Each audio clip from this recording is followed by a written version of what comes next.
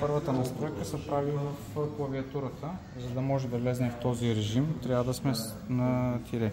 Определя се зоната, за която ще работят пейджерите. В случай, примерно, ще изберем зона 1, след което даваме Enter. Появяват се тези чертички, които вече определят броя на пейджерите, които ще конфигурираме. Избираме номер, да речем 92 като пейджер и минаваме на самия пейджер.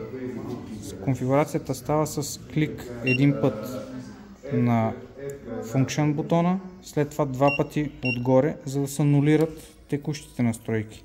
След което се връщаме обратно на клавиатурата и потвърждаваме номера, който сме избрали от преди малко 92. Чува се сигнал на пейджера, че е възприел новото число, и с Function бутона отново излизаме от конфигурация един път, втори път, докато се скрие. За да видим дали си е взел коректния номер, натискаме бутона отгоре и показва зона 1, 92 пейджер. И в случая, когато вече има поръчка активна и трябва да уведомим клиента, на в случая пейджера, избираме от клавиатурата 9.2, Enter и сигнализира на пейджера съответно, че има повикване към него.